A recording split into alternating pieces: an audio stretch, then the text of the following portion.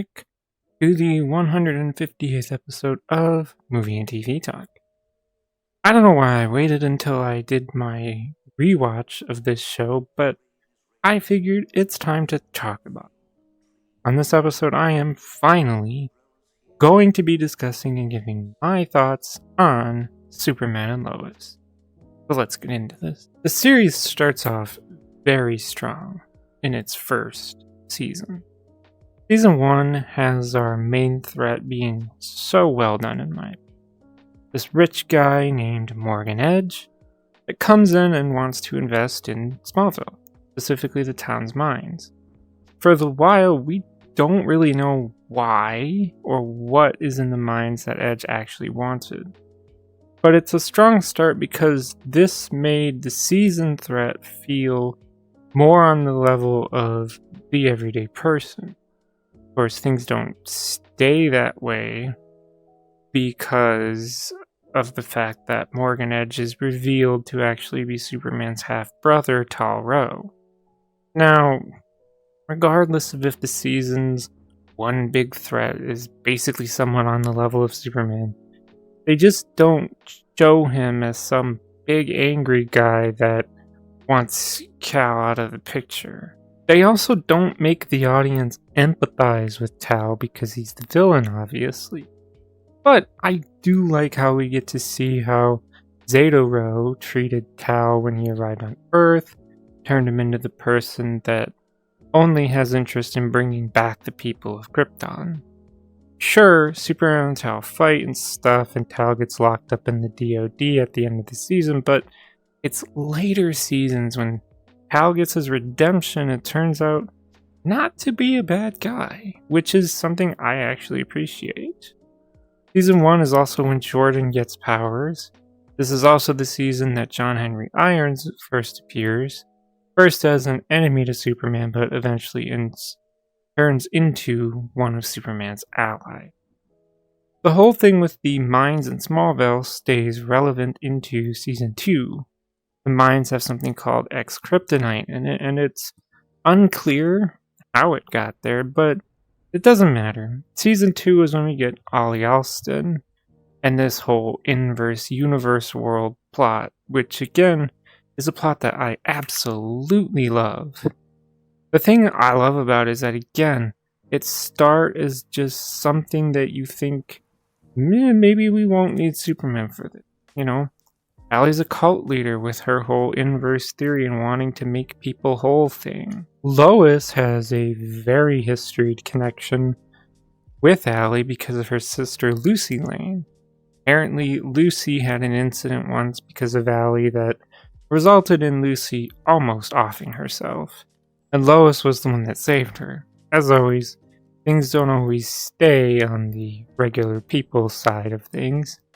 But something that I love about Season 2 is that, yes, we do get Bizarro. But he doesn't just pop up right at the start of the season. I actually like that they build up. I think it's like 3 episodes. Could be wrong. To build up the reveal of him coming from a portal within the mines. But even with the Bizarro in our world, this doesn't stop Allie and her cult plans.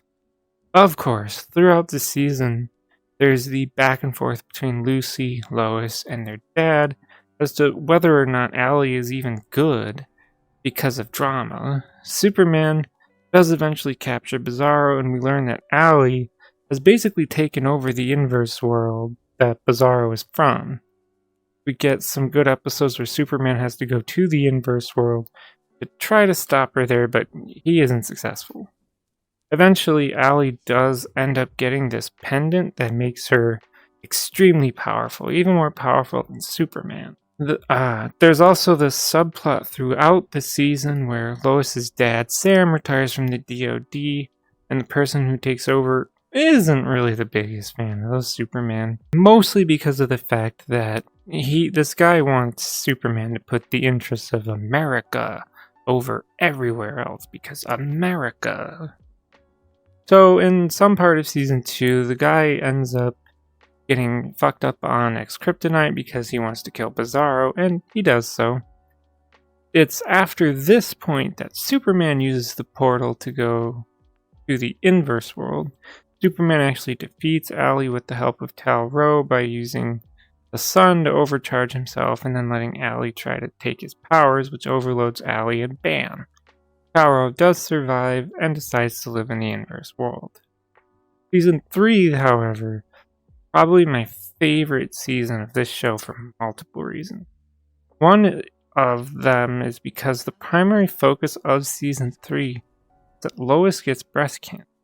Yeah, a really human thing that is something that Clark is just not well equipped to deal with, which is why I love Season 3.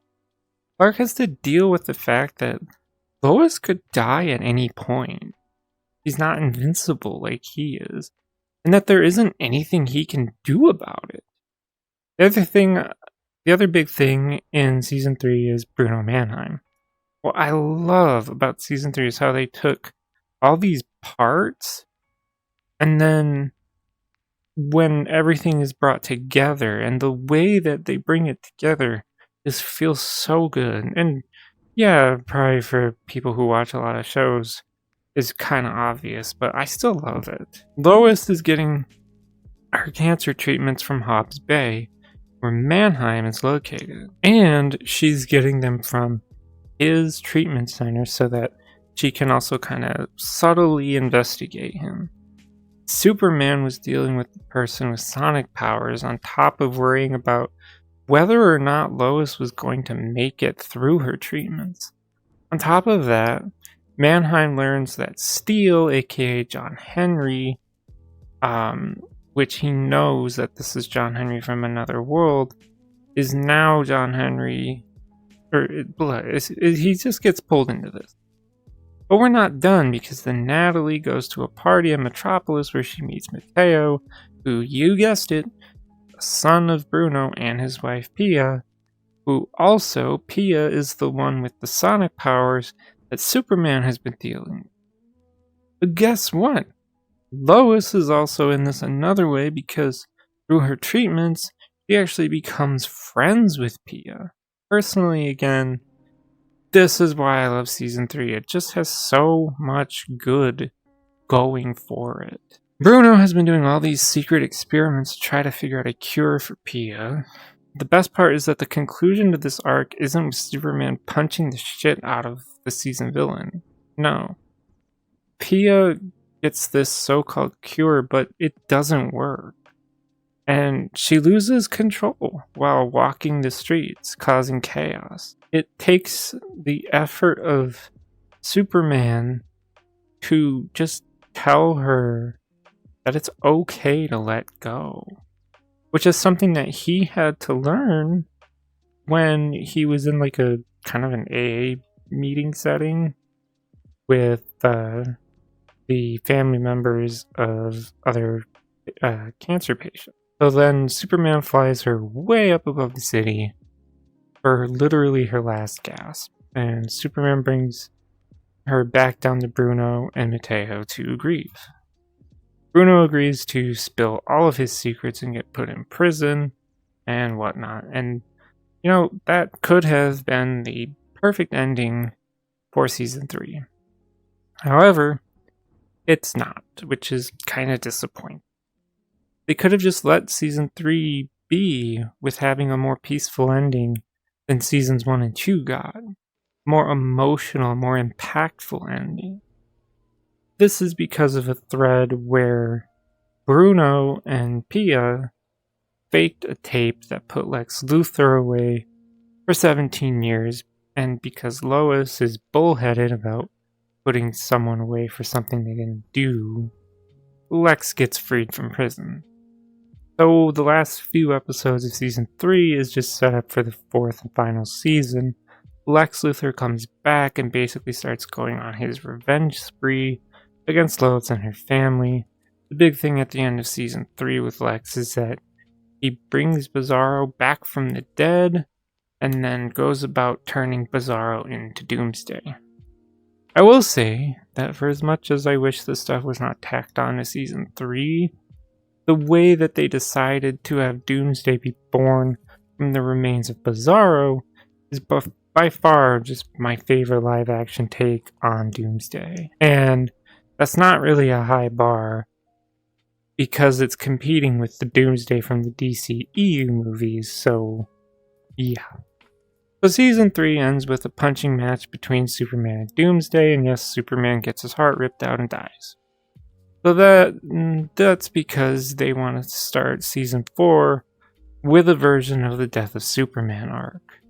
Lex is still going after Lois, of course, and at this point, Jordan has been doing the whole hero thing for some time, but still isn't quite ready to take on major threats like Superman could. Jordan does attempt to get his dad's heart back from Lex, but fails, and Lex destroys the heart completely, which really affects Jordan. This is also the season when John finally gets powers, which is very much just kind of happens all at once. Like, he just gets a hold on his powers really quickly. It's kind of sudden. Like, they were just like, oh crap, we have to do this and we have to do this now. This does come, though, at a pretty good time because Jordan decides he wants to take a break from the hero stuff after the whole heart thing. I'll be honest, I don't like this version of Lex Luthor all that much. He looks too much like a biker guy, and his whole thing is just exacting revenge on the Kents, and that's it. Even when his own daughter wants him back in her life, with the deal of stopping his revenge scheme, he can't even give it up for his own daughter. Like, yeah, this Lex has the smarts and all, but for me it doesn't matter much because his smarts is just wasted on petty revenge. Now, because Lex wants the DOD out of the picture, he sends Doomsday there. Knowing this, Sam Lane injects himself with the last vial of Superman's blood, goes out and faces off, not really, he lets Doomsday kill him. This is also a part of a plan to have his heart transplanted into Superman, and that is what they do. Yes, Superman comes back from the dead, but there's a catch. Now he has a human heart, and thus, he's not going to be the same Superman that he used to be. The last bit of the season deals with Lex and that he steals John Henry's suit and gives it a software upgrade than anything. Keeps the outside looking the same. Would have been cool if they would have just painted the suit green and purple, but I guess this probably would have been too on the nose and probably too similar to what they did with Lex in Supergirl and the Arrowverse shows. Lex decides to juice up Doomsday one more time and sets the creature loose on Smallville. Because the mayor there wouldn't let Lex build the new LexCorp HQ in Smallville, so hey, more revenge. Superman does his whole, I have to fight this battle on my own thing, but Lois says, fuck that, and tells John and Jordan to help him, and they do. The three of them lay out Doomsday. Superman takes him to the sun with the intention of tossing him into the sun. And this is a great part to me because as Superman is taking the body up there, he wakes up, and of course Superman's like, oh, I'm gonna punch the shit out of you into the sun. And instead of doing that, Doomsday, aka Bizarro, because he's still under all of that monster, just puts out a hand. Puts out his hand. Tells him no with his hand. And just flies himself into the sun. And it is such an amazing moment where Bizarro just realizes, like, I'm done. Like, my family is dead. I don't want to do this anymore. And yeah, he just hurls himself into the sun. And that to me is probably the best arc that Bizarro could have been given, because all along he was really never a bad guy. And that all comes full circle right at the end of season 4. Of course, we end with Superman wrecking Lex's shit and putting him away in prison yet again. Now, I'm not gonna lie, for me, the last 20 minutes of the last episode of season 4 is really hard to watch. even on my second watch of this series, but I think it's probably the best way that they could have ended the series. First, Lois's cancer comes back, and she ends up losing the fight. John and Jordan respectively grow up, get married, have kids. And then, because Clark has a human heart, his powers eventually fade, and he lives out his life for another 32 years as just a regular guy. Of course, he has John Jordan, John Henry, and Natalie to continue the legacy of Superman, and yeah, that is pretty much the highlights of Superman and Lois. There are a lot of smaller plots I did leave out because I feel like the series is just worth a watch. It won't be everyone's cup of tea because it does have a lot of that CW teen drama stuff going on, but I don't really think that's bad.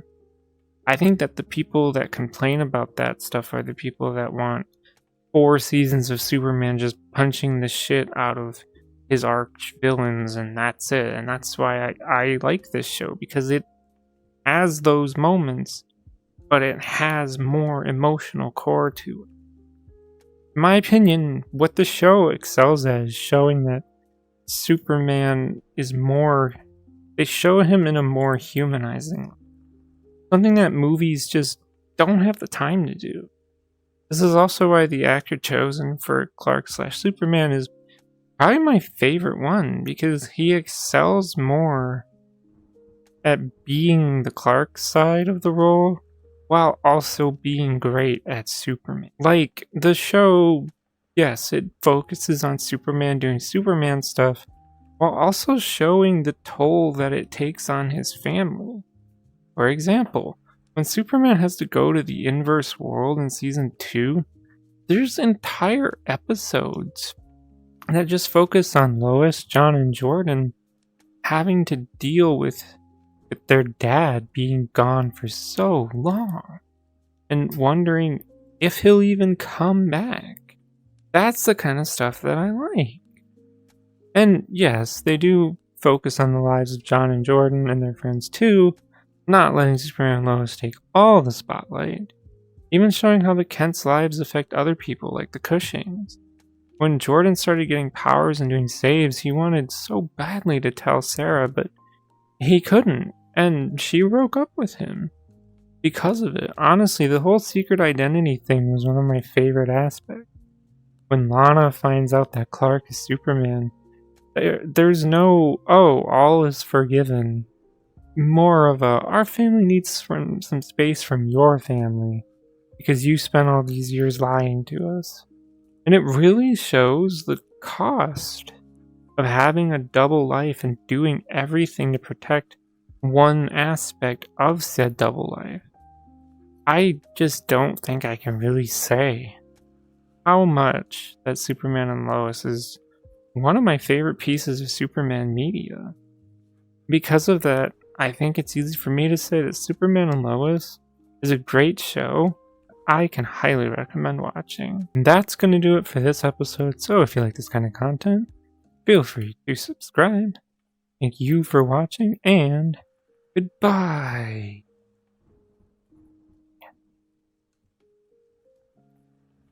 Yeah, my hand's kind of fucked up.